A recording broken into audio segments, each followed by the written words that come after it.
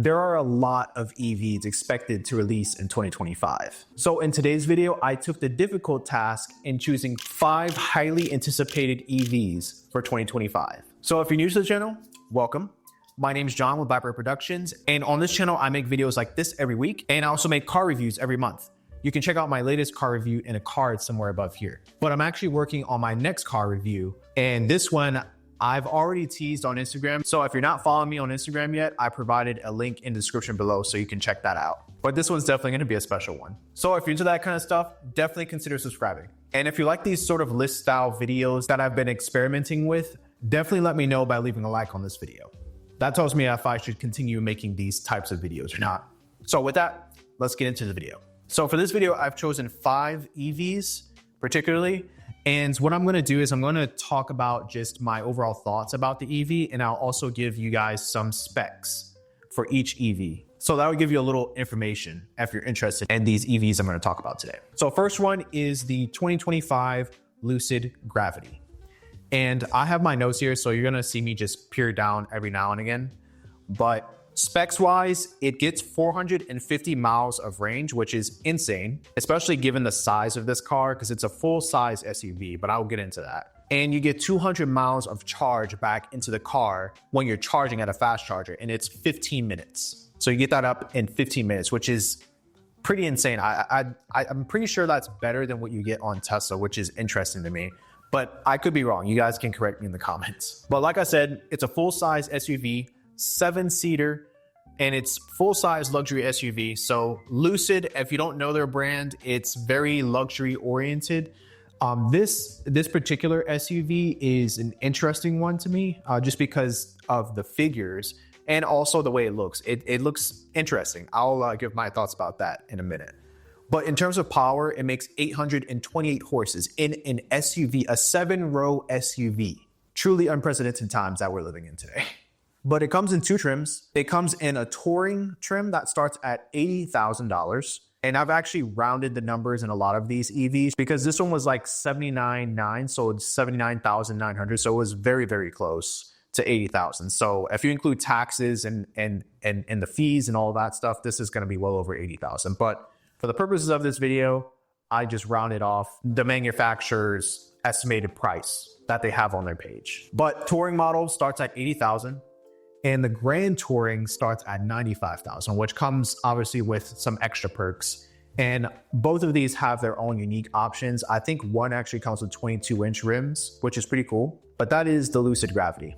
Now, my personal thoughts about this car, I think it's a very bubbly looking car. I do like Lucid's branding.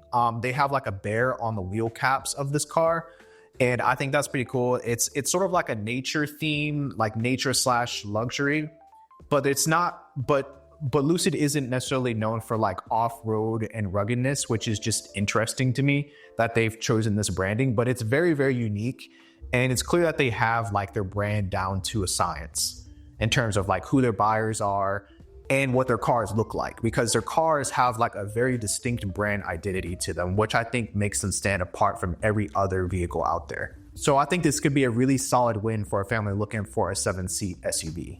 Next one is the Dodge Charger Daytona EV. And I already know all the size in the comments and everything, and pretty much everyone has something to say about this car. But you can't deny that Dodge actually stirred up a lot of attention on their brand themselves. So my thought is there's gonna be a lot of speculative buyers of this car. People similar to the Cybertruck who may not necessarily wanted a Charger for a car to own. My thought is that this car is going to draw in those sorts of people who obviously aren't within the Mopar type of culture. And that is interesting to me. But in terms of specs, range hasn't been published yet. And I don't know, it may have been published, but on their site and from some of the articles that I've been looking at, a lot of people seem to be a little bit hush-hush about it, including Dodge themselves. They show literally everything on their page in terms of specs, and they really, talk up the car and this kinds of stuff. But I saw everything there except for range figures, but if I had to take a guess, it's probably going to be below like 300 miles, which is usually the average when it comes to EVs. And then also Car and Driver, they also put it around that range as well, just as an estimate.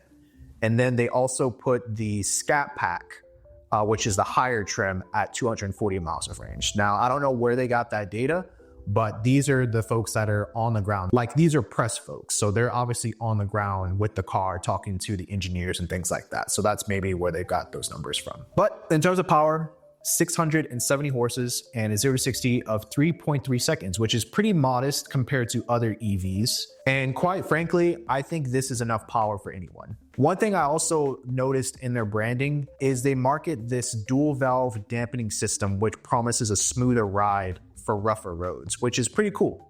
I don't see a lot of people talk about this, and quite frankly, I've never driven a Charger before, but I'd imagine it's a pretty harsh ride. So having something like this could be interesting. In terms of pricing, it depends on the trim and options, and knowing Dodge, they're gonna have like 12 to 24 different trims for this specific car if it does well. Not sure if it's gonna do well with the broader audience of just Mopar in general, but it starts at 61,000 and it goes up to 77,000. So again, they could come out with like a red eye edition. They could come out with a Hellcat edition, something like that. That'll be like much more higher in price. But for now, this is what we have in terms of pricing for their debut of their EV Charger. Another thing that I actually was thinking about, and this actually goes back to the dual valve dampening. Maybe this could be the setup for perhaps an off-road Charger. I think that would be interesting. I know a lot of the other manufacturers are experimenting with that. I know Lamborghini has obviously their Sterrato. I want to say Porsche has their Dakar, the rally version of their 911. And I can't remember exactly where I found this information out about, but I'm pretty sure one of the JDM manufacturers are making some sort of rally version of their sports car. And I can't remember if it was like the 8.6, the Z or something like that, but they're working on something. And I want to say they showed something either at SEMA or the Tokyo Auto Saloon, something like that. But I remember seeing something. You guys can let me know what it is in the comments. Next one is the Hyundai Ioniq 9. And saying that definitely didn't take 5 tries. Anyway, specs, 337 miles of range.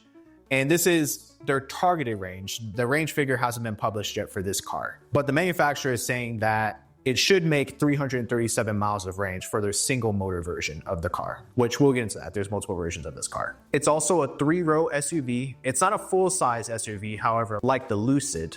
It's more of like a crossover miniature SUV, but has 3 rows. In terms of horsepower figures, that's another thing that isn't quite clear yet, and it hasn't been published yet. But Car and Driver is saying that the car is supposed to be making a 0 to 60 time of 4.9 seconds, depending on options and trims, of course. And on that note, 3 powertrains. First one is the rear-wheel drive single motor, and the other 2 are dual motor options, and they're both all-wheel drive. Pricing hasn't been formally announced yet for this car, but Car and Driver has made an estimation and said that this car would be anywhere between 62,000 and 73,000, which sounds about right for a car like this compared to other cars similar to it on the market. Next one is the Lotus Emeya, which I'm pretty sure I'm pronouncing that right. You guys can correct me in the comments below if I'm not pronouncing that right. But specs, it gets up to 380 miles of range, and it goes from 10% to 80% in 15 minutes with fast charging, which is pretty cool.